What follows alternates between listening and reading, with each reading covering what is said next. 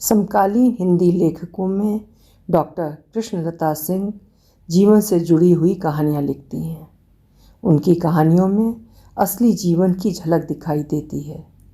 आज सुनिए उनकी लिखी हुई कहानी हर्ज क्या है। मेरी ज़ुबानी। मैं हूँ सीमा सिंह। पार्टी शानदार चल रही थी। ऑफिसर्स विस्की, बियर, जिन और ladies wine, lime soda, coke, juice हाथ में थामे cheers to newly wed couple कहकर अपनी अपनी ड्रिंक एंजॉय कर रहे थे।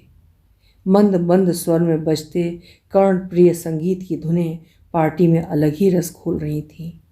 स्मार्ट यूनिफॉर्म में सजे वेटर वेज और नॉन वेज स्नैक्स की ट्रे उठाए इधर से उधर भाग रहे थे। आज की ये लंच पार्टी कर्नल आहूजा की ओर से अपने कोर्समेट्स को दी जा रही थी। सारे कोर्समेट अपनी उम्र को पीछे ढकेल कर नए जोश के साथ चुहलबाजी में मस्त थे। पूरा माहौल जीवंत और आह्लाद से स्पंदित था। लेडीज़ के एक ग्रुप की खुसर-पुसर अलग चल रही थी। मिसेस सिद्दीकी ने कहा, हाय अल्लाह, शादी आहूजा ने की है, पर देखो बदले बदले सरकार हम सबके नज़र आ रहे हैं। देखो देखो सब कैसे चहक रहे हैं। सबके मन में अनार फूट रहे हैं, जैसे नई दुल्हन उन्हें भी रिटर्न गिफ्ट में मिलने वाली है। लिली ने अपनी फुलझड़ी जोड़ दी। सब आहूजा के नसीब से रश्क कर रहे होंगे, पर नई दुल्हन तो उनको तभी मिलेगी जब हम अल्लाह मियाँ को प्यारे होंगे। माहौल में कई अनार एक साथ फूट पड़े जब लिली ने जोरदार ठहाका लगाकर ये बात कही। पर मिसेस माया शिखावत कुछ अनमनी सी दिखी। उन्हें ये पार्टी रास नहीं आ रही थी। उनकी नज़र शशि शर्मा पर गई। वो उनके ही शहर अलवर से थी, अतः उन दोनों का आपस में एक अनकहा प्यारा सा रिश्ता बन गया था। वो शशि को एक कोने में खींच कर ले गई और अपनी भड़ास निकालने के लिए थोड़े तुर्श स्वर में बोली, सच बताना शशि, 75 की उम्र में शादी करने का क्या कोई तुक है? अब तो नाती पोतों की शादी की उम्र है। इन्हें कौन से लड्डू मिलेंगे इस उम्र में खाने को? अरे हम सबका एक पैर कब्र में लटका है। हर आने वाला दिन बोनस है। ऐसे में शादी? तौबा तौबा तौबा, मैं तो इसे पागलपन कहूँगी। सच में आहूजा पगला गया है। तुम क्या सोचती हो, इन लोगों ने सही किया है? शशि को माया की बात का तुरंत कोई जवाब नहीं सूझा। वो स्वयं स्तब्ध थी। उसे पार्टी में आने से पहले अमरेंद्र ने कुछ नहीं बताया था। उसने सोचा था महीने में होने वाला नॉर्मल गेट टुगेदर है, उसके लिए भी सब कुछ अप्रत्याशित था। इस समय उसका दिलो दिमाग कहीं अतीत में अटका हुआ था। उसे मस्तमौला अलका बहुत याद आ रही थी। हंसमुख अलका और जिंदा दिल आहूजा की जोड़ी मेड फॉर ईच अदर थी। ये दोनों हर पार्टी में छाए रहते थे। अलका से सबकी आखिरी मुलाकात इसी क्लब में हुई थी। सब कोर्स की गोल्डन जुबली मनाकर इजिप्ट की यात्रा पर गए थे। वहाँ से लौटकर सिर्फ एक बार गेट टुगेदर में अलका आई थी। फिर एक दिन अचानक आहूजा की व्हाट्सएप पर हृदय विदारक सूचना मिली थी। दुख के साथ सूचित कर रहा हूँ कि मेरी पत्नी अलका की हृदयाघात से मृत्यु हो गई है। इस वज्रघाती सूचना को पढ़कर हम सब सहम गए थे। अपनी शोक संवेदनाएं सबने फ़ोन से ही भेजी थीं। एक लंबे अंतराल तक आहूजा की कोई खबर नहीं थी। वो कहाँ है, क्या कर रहा है? यार दोस्तों ने सोच लिया था शायद वो अमेरिका में अपने बेटे के साथ है। फिर आया कोरोना का तांडव काल। कोरोना की विभीषिका और लॉकडाउन के हालात में सबसे मिलना जुलना असंभव हो गया था। सब पार्टियां बंद हो गई थीं। एक तरह से क्लब पर भी ताला जड़ गया था, लेकिन सब एक दूसरे से फ़ोन से संपर्क साधे हुए थे। लेकिन आहूजा ने कोई संपर्क नहीं रखा। एक एक करके कई दोस्त कोरोना के शिकार हो गए थे। आहूजा के लिए भी मन में आशंका उठी थी। अनजाना डर सबके दिलो दिमाग में बैठ गया था। लॉकडाउन खुलने के बाद ज़िंदगी फिर पटरी पर लौटी थी। क्लब की रौनकें फिर लौट आईं, लेकिन आहूजा किसी पार्टी में कभी नहीं आया। आज 6 साल बाद दिखाई दिया है। आहूजा ने उम्र के इस पड़ाव पर पुनर्विवाह क्यों किया है? जरूर कोई ठोस वजह रही होगी। शशि वजह जानने के लिए बेचैन थी। तभी ब्रिगेडियर लाल ने अनाउंसमेंट कर दिया, अब मैं कर्नल एंड डॉक्टर मिसेस वंदना आहूजा से गुजारिश करूंगा कि वे डाइस पर आएं। इसके बाद उन्हें पूरे कोर्समेट्स की तरफ से गुलदस्ता और उपहार भेंट किया गया। अब वंदना सबकी जिज्ञासा का केंद्र थी। सब उसके बारे में जानना चाहते थे। वंदना का साधारण रंग रूप देखकर माया फिर धीरे से शशि के कान में फुसफुसाई, हाय राम, वंदना में ऐसा क्या आहूजा को दिख गया जो इस उम्र में फिसल गए। शशि धीरे से मुस्कुरा दी। सबके अनुरोध पर सौम्य व्यक्तित्व की स्वामिनी वंदना ने अपना परिचय बड़े नपे तुले शब्दों में दिया। Good afternoon. मेरी वंदना माथुर से मिसेस वंदना आहूजा बनने की कहानी बहुत लंबी है।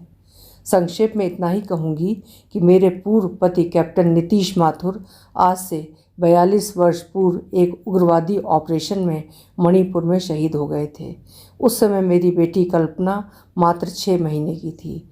आज वो ऑस्ट्रेलिया में एक ख्याति लब्ध सर्जन है। मैं सागर विश्वविद्यालय के इकोनॉमिक्स विभाग में पढ़ा रही थी। वहाँ से रिटायर होकर 6 साल से हैदराबाद में अपने फ्लैट में अकेली रह रही थी। अब वहाँ से अपना सब कुछ समेटकर आहूजा के साथ आप लोगों के बीच आ गई हूँ। सबने करतल ध्वनि से उनका स्वागत किया। ब्रिगेडियर अमरेंद्र ने आहूजा को छेड़ते हुए कहा, अब तेरी बारी है, तू सच सच बता, वंदना को पहली बार डेट पर कब और कहाँ लेकर गया था। आहूजा ने टाई की नॉट को ठीक करते हुए कहा, मेरे शरारती दोस्तों, जैसा आप सब समझ रहे हो वैसा कुछ नहीं हुआ, बस सब कुछ इत्तेफाक से हो गया है।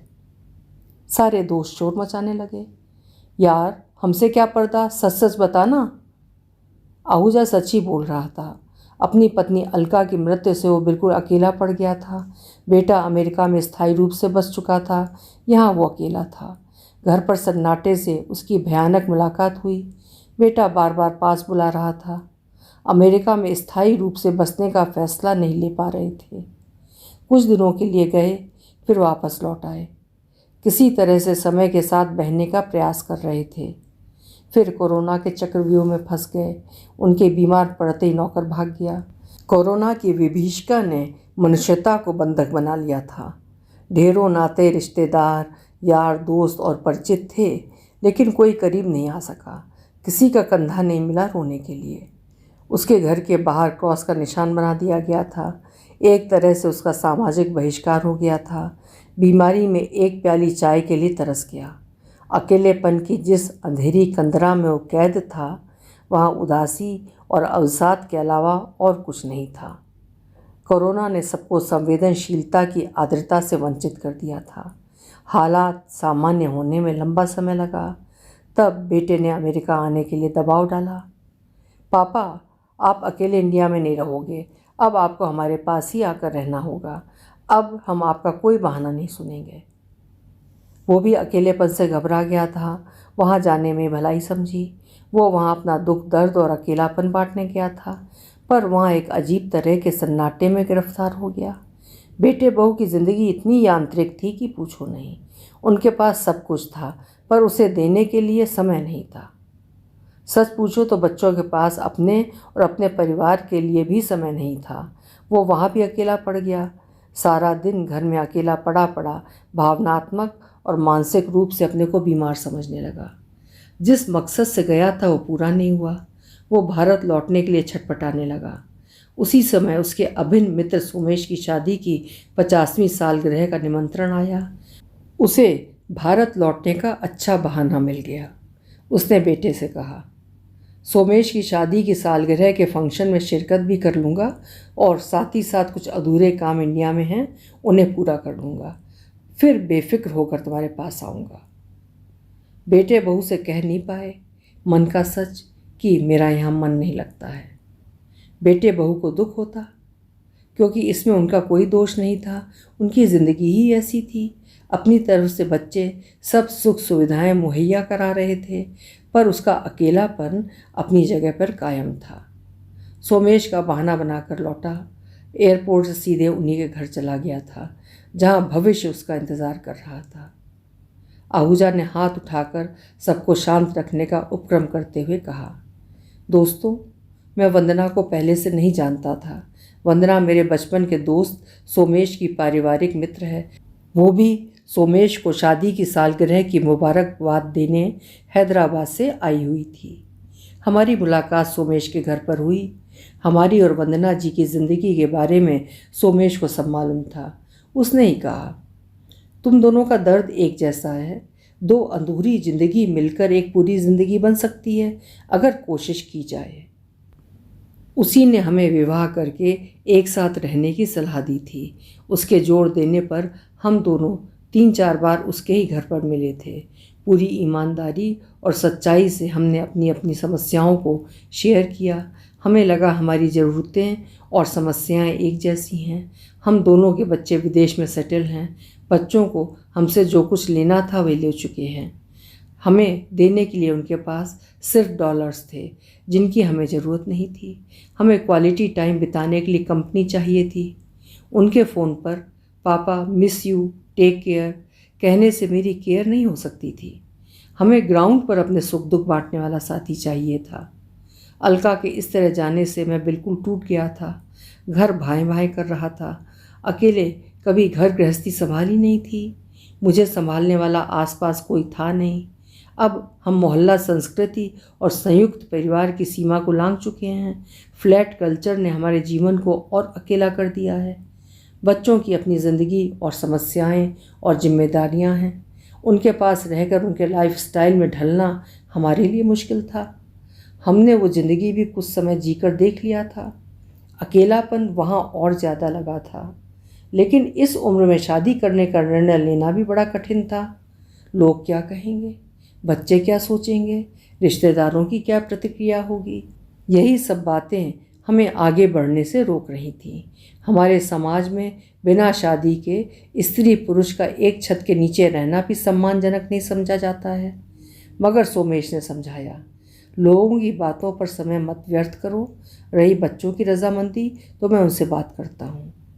उम्मीद के विपरीत हम दोनों के बच्चों ने अपनी रजामंदी देने के साथ ही साथ अपनी प्रसन्नता भी प्रकट की। अगर ऐसा हो जाए अंकल तो हमारी चिंता ही मिट जाएगी। हम अपने सिंगल पेरेंट के लिए फ़िक्रमंद होने के साथ साथ गिल्ट भी महसूस करते हैं, कहकर हमारे कदमों को आगे बढ़ाया। शादी के मौके पर समय निकाल कर आए। विवाह के बाद हम दोनों ही पूरे नहीं हुए हैं, बल्कि हमारे अधूरे परिवार भी पूरे हो गए हैं। वंदना की बेटी कल्पना ने मेरा हाथ पकड़कर पूछा, सारी उम्र एक शब्द पापा बोलने का अधिकार मेरे पास नहीं था। उसके लिए बहुत तरसी हूँ। क्या मैं आपको पापा बुला सकती हूँ? उसकी बात सुनकर मैं बहुत भावुक हो गया। हम और अलका भी बेटी के लिए बहुत तरसे थे। कल्पना के रूप में मुझे बेटी और मेरे बेटे को बहन मिल गई है। सबने तालियां बजाकर वेल डन टाइगर कहकर आहूजा को कंधे पर उठा लिया। माया फिर शशि को बालकनी में खींच लाई। शरारती आंखों को नचाकर बोली, ओ माय गॉड, इन्होंने अपनी सुहागरात में क्या किया होगा? शशि के उत्तर देने से पहले कर्नल घोष ने कहा, डॉक्टर वंदना जी, सुना है आप बहुत सुंदर गाती हैं, कुछ सुनाइए प्लीज़।